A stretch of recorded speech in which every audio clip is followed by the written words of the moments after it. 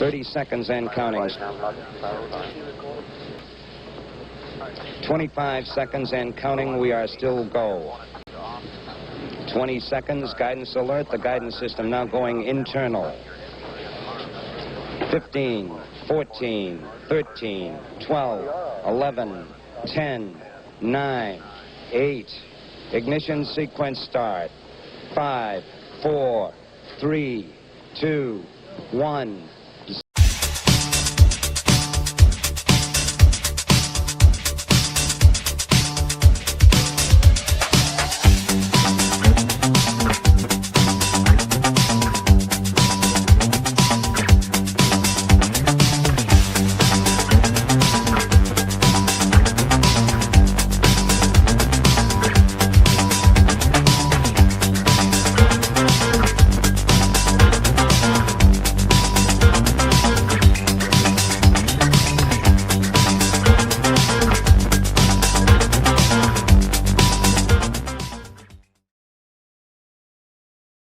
Good evening once again to viewers in Europe and Africa. Good afternoon to viewers in the Western Hemisphere. And good morning, very early morning to viewers in the Pacific Rim. Welcome to, once again, to The Angry Astronaut. We are very sorry for this frustration with the audio that we had. But once again, we are joined by Professor Simon Holland, who is a very experienced, many decades worth of work as a documentarian and also filmmaker. Thank you very much once again for joining us, Professor Simon. Oh, it's a great pleasure. Thank you for having me. We live in interesting times, and we live in a fascinating time right now where we have an interstellar visitor again, which is great. It's very welcome as long as it doesn't hit anything. And I've been enjoying your content very much on Angry Astronaut, and I've been trying to do some of it because I realized the object is called 3I Atlas, and I think I might know something about them. Indeed. Please let us, most of the viewers probably don't know that you have a direct connection to the observatory, to the team that found 3I Atlas in the first place. Please tell us all about that. Yeah, I was living in Hawaii and very connected to the university and the astronomy department through friends that I knew, actually friends from Cambridge, England, who worked there. And they told me about this fascinating new project where they were looking for funding from NASA and the US government to search for sub 1 kilometer asteroids. Most asteroids above a kilometer have been found, and they all go to the Minor Planets Center in Cambridge, Boston, Massachusetts, where they're logged and their orbits are checked. Anything that might intersect with the Earth is then, told to national governments all over the world. But the problem is you might have one that's 99% a kilometer, and that's, as the principal investigator of Atlas said, John Tonnery, that's still a country or a city killer. So there was some funding available through NASA to set up this project. And it's very unique. What they wanted to do is to set up 4 telescopes that are so-called wide field, meaning that they're not narrow, normal telescopes that look at a single star, but they look at the whole of the night sky.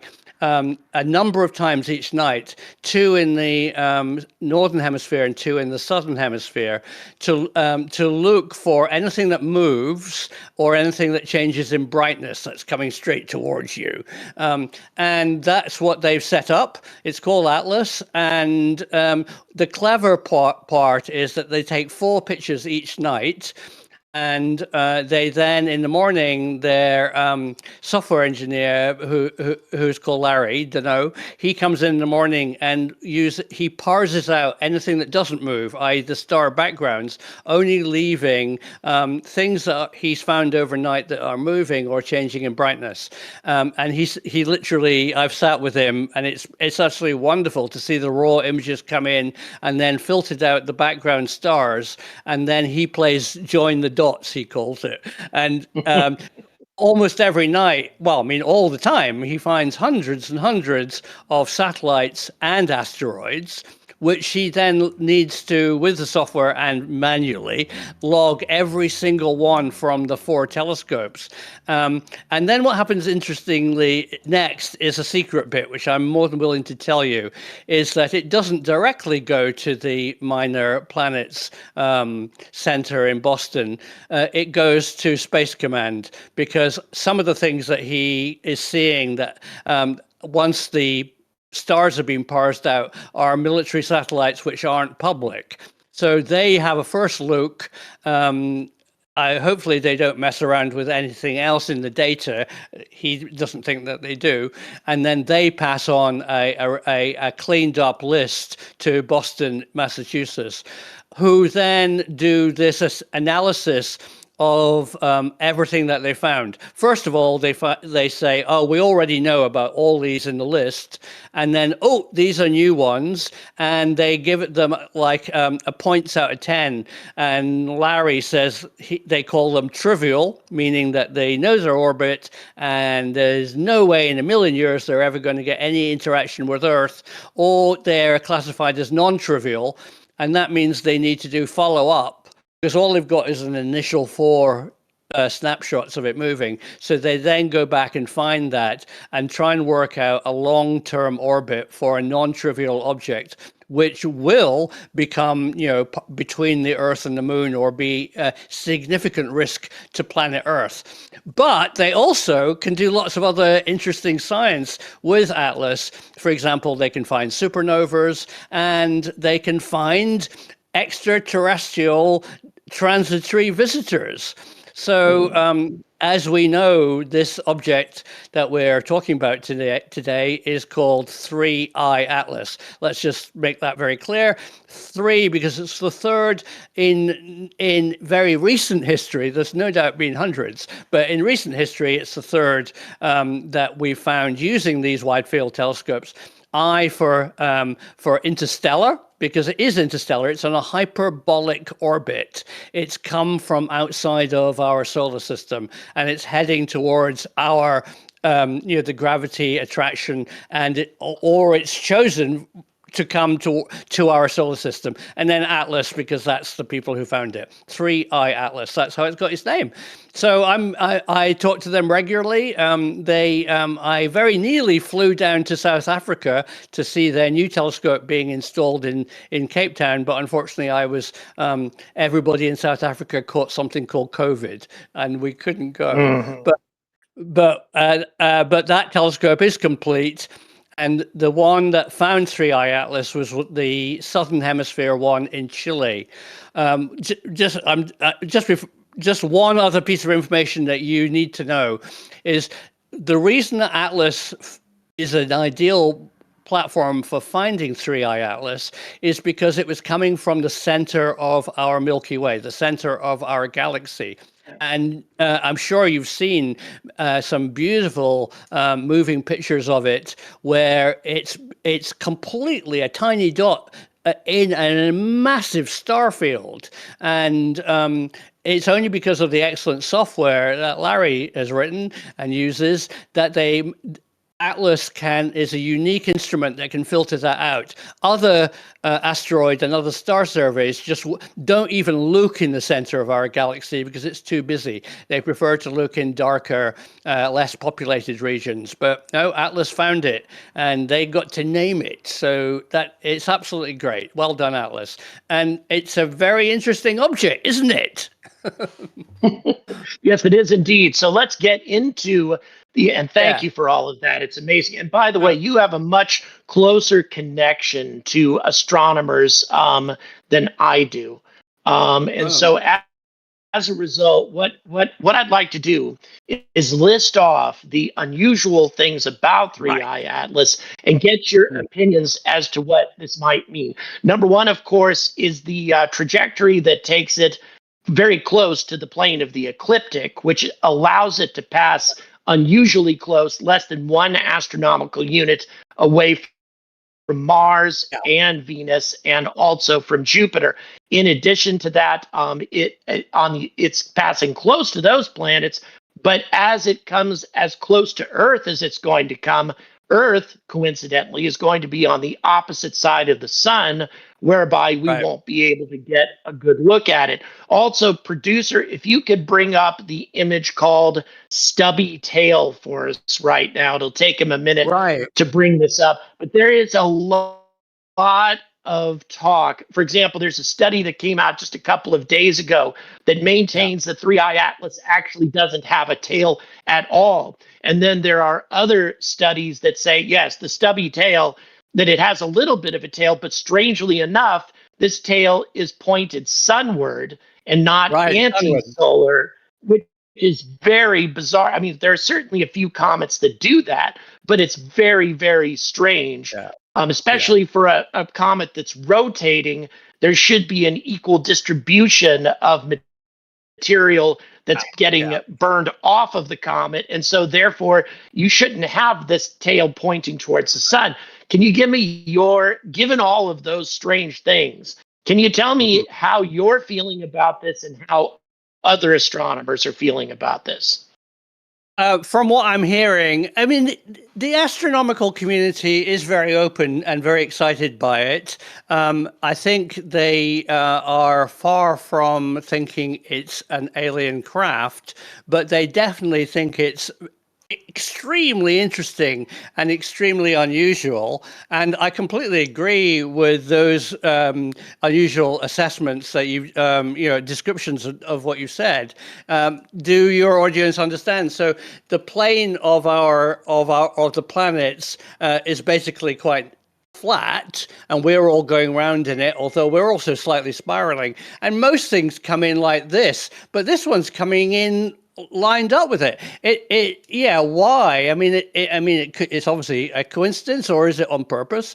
And then most comets also are dusty, rocky, icy, we think, material. And so as they get closer to the sun and heat up, any tail, usually two tails, an ionized tail and a dusty trail, point out the back. And I think it's slightly ambiguous about the tail at present from what I'm reading. It seems to be also surrounded by, a dust cloud. And I think people are slightly, maybe you've got new information, but I've read that it seems to have a tail coming out the front. I mean, that's counterintuitive, but things in space are always wacky. I think it's really a very interesting object. I mean, the thing for me is Avi Loeb's story about showing a caveman a piece of modern technology, and they say it's a shiny rock, and he says that's what we're we're seeing a piece of stuff that we don't understand if it is technological in any way. And, it might be, and we wouldn't know it. It is rather big for a shiny rock. It's obviously quite an advanced iPhone, and it's also going very fast. I think and I'm sure we'll talk about this, I think we need as much study of it from any platforms that we have in our solar system right now to go and look at it and to examine what it is, because one day it will be not a shiny rock, it will be somebody interested in us, or it'll be a non-trivial object which might hit. I mean, what I've been saying on my channel is that, okay, it's definitely not going to hit Earth because we're going to be around the sun, but we don't want it to hit anything. Imagine if it hit Jupiter, if it hit Saturn, if it hit our moon. I mean, obviously it's not going to, but I mean, it might. Anything of that size and speed would be catastrophically destructive to our solar system. So we need to look at it. Yeah, so let's hit that particular topic right on the head then, because Dr. Avi Loeb has proposed, and also Representative Luna of Florida has asked NASA to divert Juno away from Jupiter, from its orbit around Jupiter, if it has enough fuel to do so, and try to intercept 3i Atlas. And currently that's being greeted with a great deal of skepticism. And even I was shocked that journalist Ross Coulter, the UFO, I heard that. advocate, even he criticized this idea. Why are we getting that? It seems like, given the fact that Juno is going to be retired before the end of the year anyway, why does this opposition exist? I think it's very surprising. I mean, I can imagine some old bloke in JPL going, "It's mine. I don't want to crash it into a comet." We'd already planned to put it into Jupiter, which, as you correctly say, it's going to go into a death plunge into Jupiter, which was scheduled for its destruction this year anyway. But it doesn't make any sense that anybody in the journalistic side would object to it. As an open-minded journalist and as somebody interested in science, we want as much details as possible. I mean, I think it's rather short notice for JPL to program it to go and move over to meet it and to have a rendezvous with Rama. But if they can do it, they must do it. I mean, Juno would love it, I'm sure, and it would be super exciting. And being against it is rather weird and suspicious, and I don't understand it at all. We need every resource that we've got. I should talk about one resource that nobody knows about, or very few people know about, which we have very much in Europe, and is that it's not a telescope and it's not a radio telescope, but the military and astronomical community and people like Breakthrough Listen also use space radar, and this is actually sending microwaves to an object like an asteroid to image it by a reflection. And it's probably nowhere close enough to do that yet, but that's something that I'd like to see happen, because the space radar in Dortmund in Germany is powerful enough. It's the same power as the one in on the Gulf down in the panhandle of Florida, which is a US military radar, which can actually image through radar a shape of an object. They use it for imaging unknown satellites. You can't take a picture of it, but you can bounce radar off it, and you can produce a 3D radar image of and go, that's not ours. It's the Ruskies or whoever. So these instruments definitely exist. The one in Germany, although it does NATO work, also does private work or science work. So let's use that and Juno and everything. We need as many. It's 3i Atlas. We need to know what it is. By the way, real quick, just want to let you know, and the audience know for that matter, I'm sure you're familiar with Dr. Gilbert Levin, Professor Simon, from the Viking label release experiment. Right. Oh, yeah. Sure. In any event, the wife, or not the wife, the partner of his son is currently in the chat with us right now. Has a somebody who has lots of history with NASA. She is currently joining us. Hello, Sue. Hope you're doing well today, and thanks for joining us. Obviously, she's interested in this discussion as well. So you did mention the challenges of possibly reprogramming Juno. However, as I'm sure you probably recall, New Horizons had a terrible failure like 2 days prior to its rendezvous with Pluto, and somehow they managed to get that rectified. Do you think if they can pull that off, that we could probably do that with Juno as well? Yeah, of course. I mean, they certainly know how to steer and control Juno from JPL.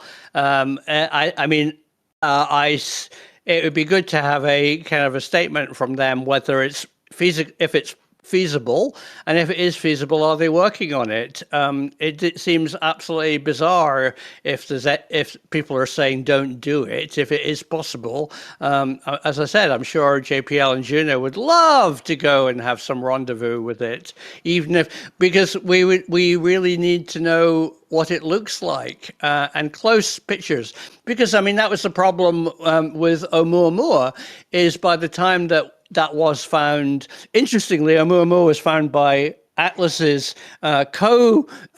team, who are literally across the corridor in the same building in Hawaii, called Pan-STARRS.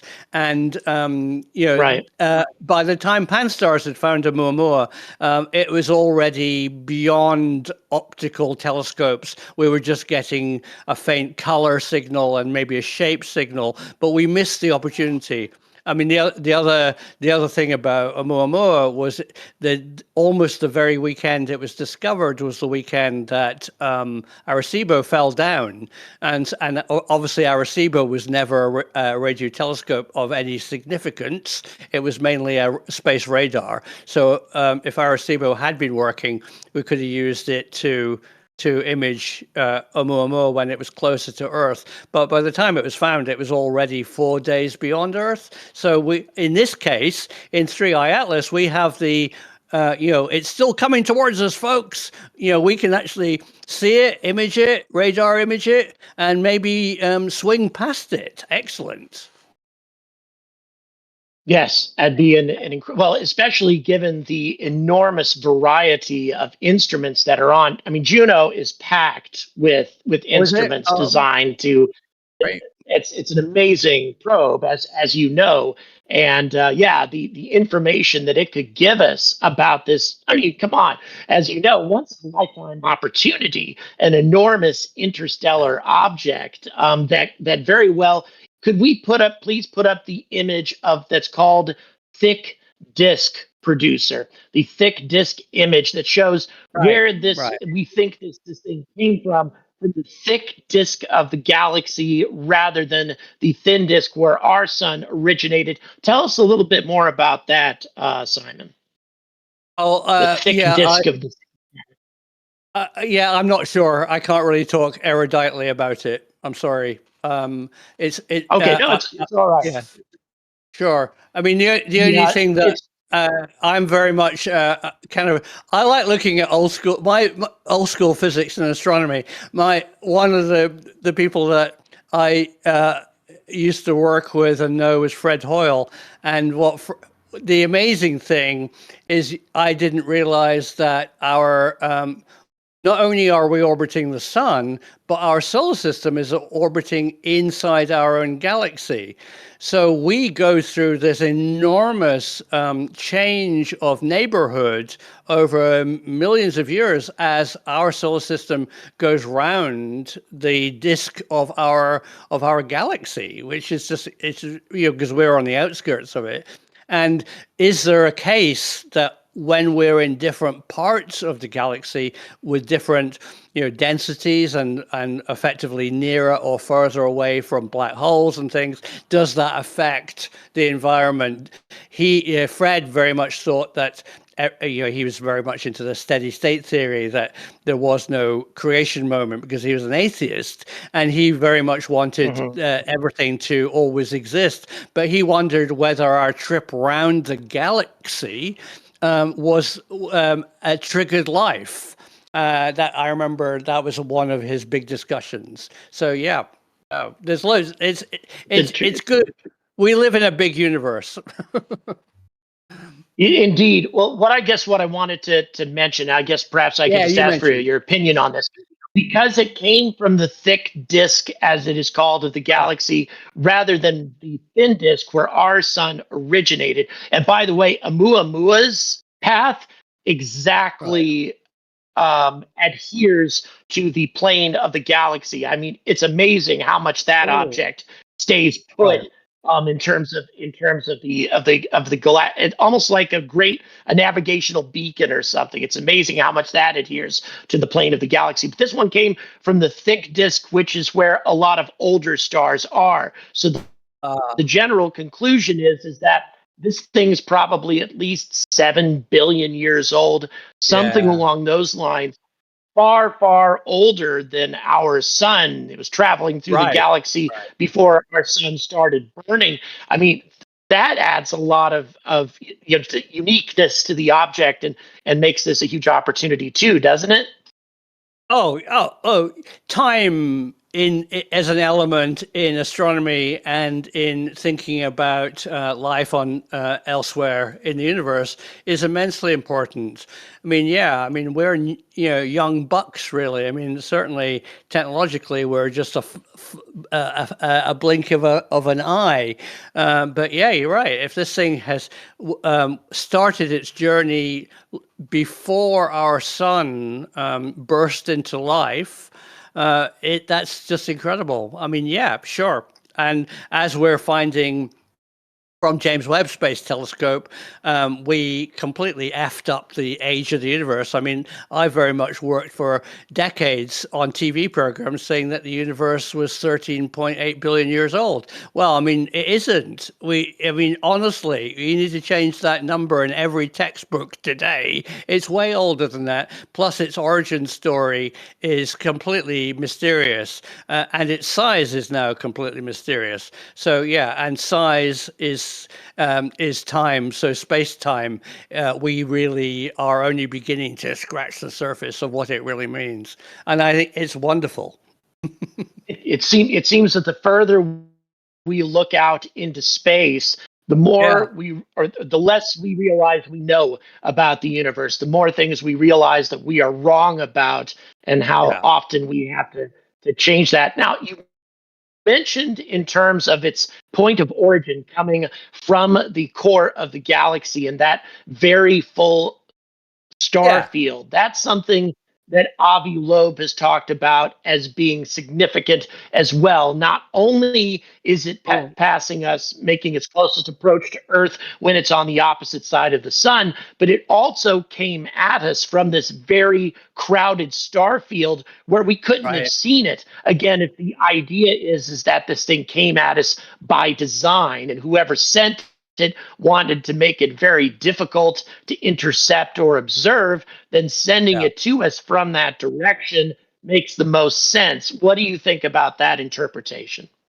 I just think it came from there, but you're absolutely right. And if you remember, there was a asteroid which exploded in the lower atmosphere over Chelyabinsk in the Soviet Union, or Russia, I think, at that time. And the reason that nobody in Chelyabinsk was warned and got out of the way, and there were injuries from flying glass and things that broke when it exploded. It was about the size of a VW Bug. The reason that was never seen is just the same as 3I Atlas. It was coming from the direction of the sun, and none of the asteroid spotting stuff at the time. It was just the very first year that Atlas was getting up and running. They might have spotted it, but there wasn't really people looking for that type of asteroid. So a lot of people that in that case said, it was the classic way to attack somebody.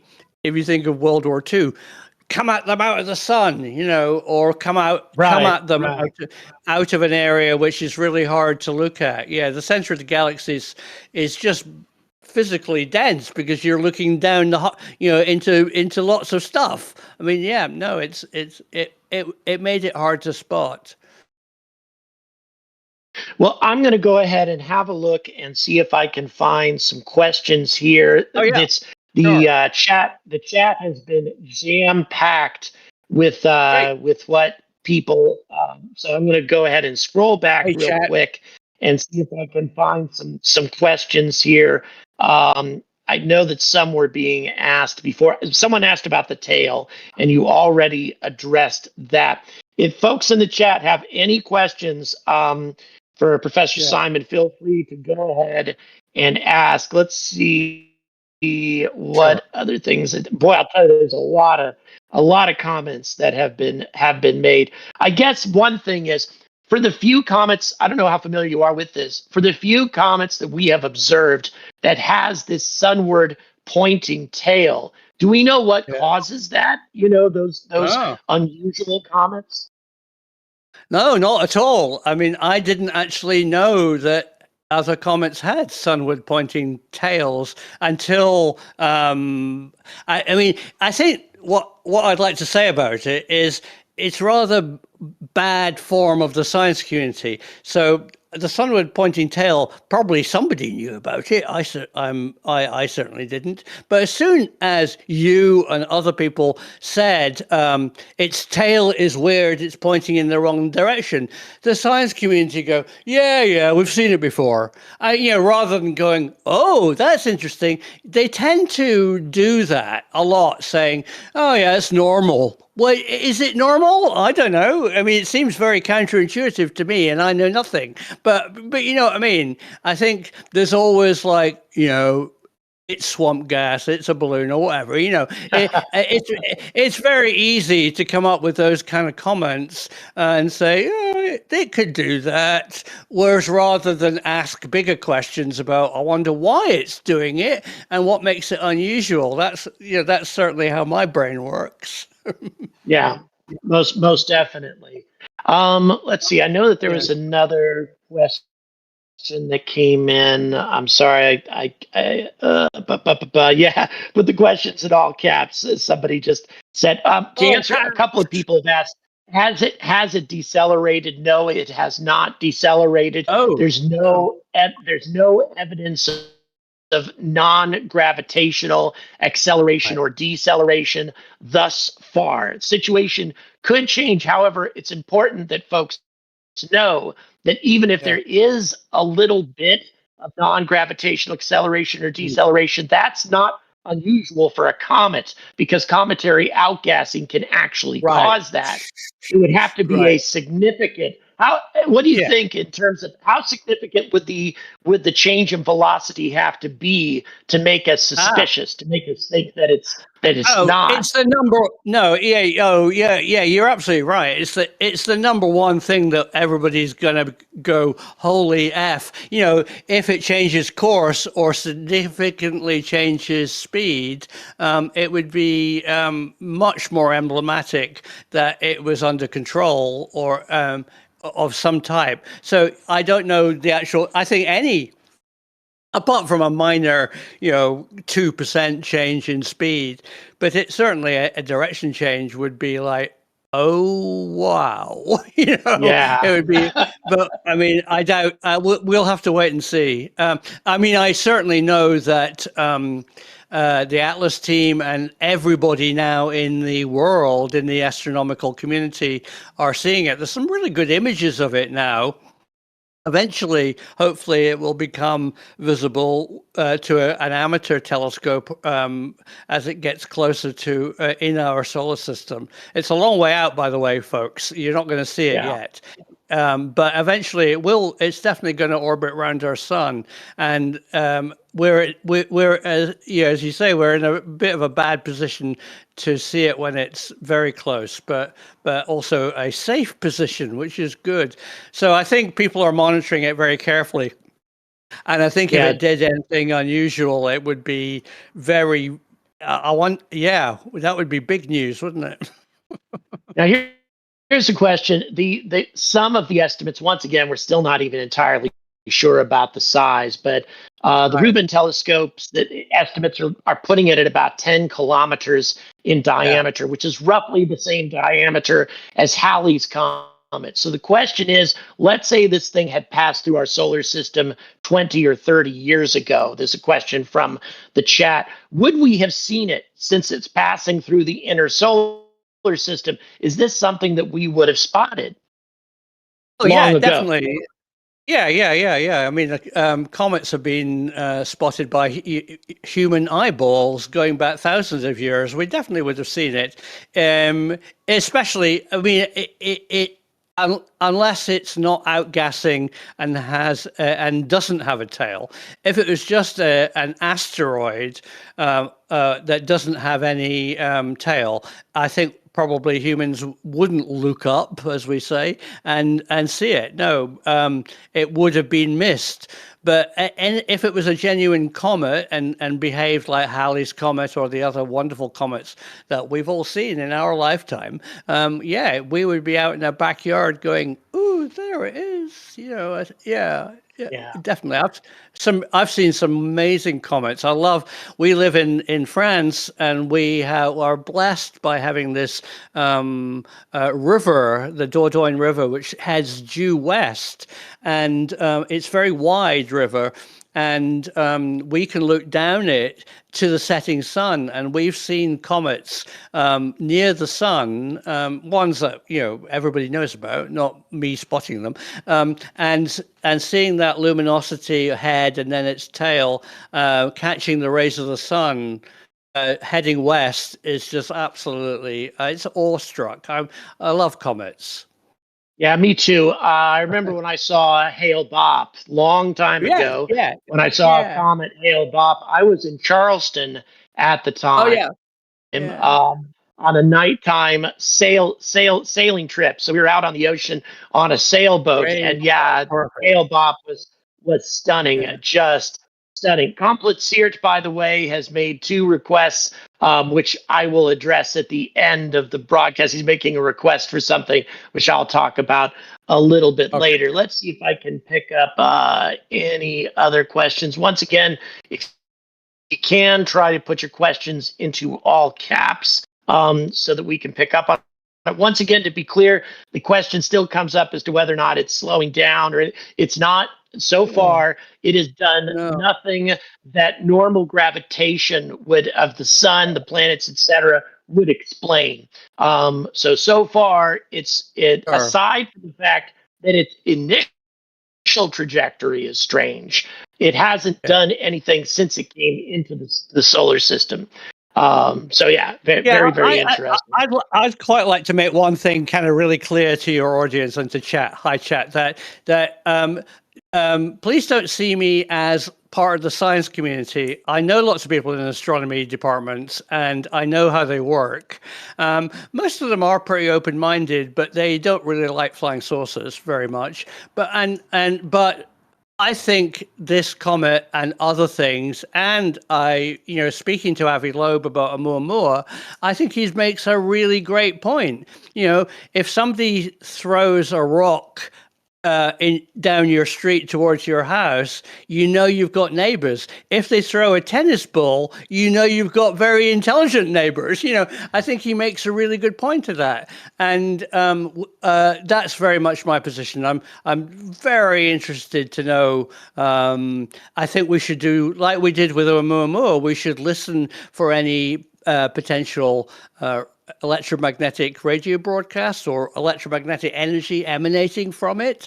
And a very interesting person that I've been working with, who is on my Professor Simon channel, is looking at very, very short duration lasers or light flashes, because she thinks that nanosecond light beams or light flashes might be a source of alien communication. And she's convinced, she's found a few in our solar system. Could they be probes on the moon, on the rings of Saturn, or somewhere orbiting the sun, all over the place? What is the source of these nano flashes that she's finding? She's doing the work at the Lick Observatory in quite near San Jose. So she's doing amazing work. So we should listen and watch 3I Atlas very carefully to see if it's sending a message. Probably not. So we definitely, Right. So let's go ahead and hit the nail on the head that everybody wants to know now. I would say, given what I've heard from you, that you are not ruling out the possibility that this might have been sent here by design, or that it could be some sort of asteroid ship. What do you think? What do you think the likelihood of it is, in your opinion? I'm very maverick. I think the universe is teeming with life. I think that there's life out there. I mean, only last year it was me saying that Breakthrough Listen and SETI have definitely got a technological signature that they're keeping very quiet, because I know people who know about the signal is real. And also we've had the story, the very, very good evidence of that using the James Webb Space Telescope to find a biosignature in the atmosphere of an exoplanet, which almost definitely is produced by some life organism. But they're probably life, Jim, but not as we know it. They're Mr. Blobby. Whether they are highly technical, I think it's unlikely. I think the technological window for a civilization is probably quite short, because they blow themselves up, maybe. I don't know. So I think there's life everywhere, and I wouldn't be surprised. I would be absolutely overjoyed when eventually we either admit to what we've already found. I believe we're living in a decade that we have enough evidence to say we're not alone in the universe, or somebody is going to be brave enough to actually say, we found Mr. Buggy. I really think we need to say that. And of course, Mr. Buggy might be Mr. Technologically watching us. I do have a very complex and way of looking looking at UAP, which I think it's much more to do with a universe and a reality that we don't exist in, and I think it's quite likely that they are non-human intelligence, absolutely, and we as bags of water are very bad with our senses of actually seeing it. And I think as we're delving into the realm of understanding consciousness, I think we start getting into a realm where consciousness overlaps with alternative ways of reality. So I think, I think this non-human intelligence has been monitoring us and has been on Earth in a way that we don't understand for millions of years. Yeah, I agree with you. And in terms to clarify my opinion, I think it's likely that this is a natural object. However, I believe that given all the strange things about this object and the way that it's passing through the solar system, I mean, it's so unlikely that it's happening in exactly the way that it is. And given those that it's flying in the face of statistics on this, I think that there's at least a significant possibility, a possibility that shouldn't be dismissed, that it could be either sent here intentionally, or perhaps an asteroid ship of some kind. And I think that we should not reject or dismiss that possibility. Every opportunity to study it. I mean, look at the wonderful work that Beatrice Villarreal has come out with this in the last couple of weeks.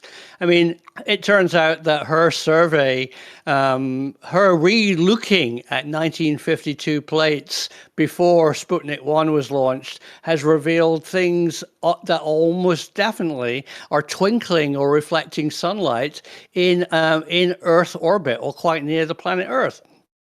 And by re-examining that kind of stuff, by being open-minded, by not closing your science mind to the possibility that there might be things interested in us, I think that's a good idea. And I think with this object, I think we definitely need to think every possibility, it's just fascinating. I just hope it doesn't change course.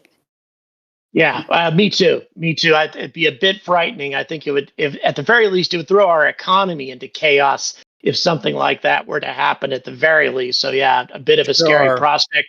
Well, at this point, we've hit the end of the hour, and so we're going to have to wrap up here.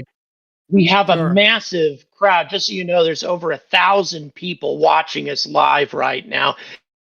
It's an unusually large crowd. Clearly people are interested. First of all, I want to make sure everybody knows, go to Simon Holland's YouTube channel and subscribe. If you haven't done that, definitely do it. Also, we've had a couple requests for us to do a monthly podcast between us. We will discuss that. We'll put it that way. I'm not opposed to it, but we'll discuss it. No, that would be it would be fantastic. As I keep saying on my channel, we live in well done, everybody. You are living in the most interesting time for decades. We have the tools right now to see the universe and understand the universe in a way that humans have never had before. And I think we're also beginning to understand reality and consciousness in a way that we've never done before. Yeah, Excuse me. I couldn't agree with you more. Couldn't agree with you more. Yeah. Let's talk Thank you about it. so much for your time. Absolutely. Let's do that. Thank you again for your time, Simon Holland. Really appreciate Pleasure. your time this evening. It's a great pleasure. Thanks for joining us, everyone. And until next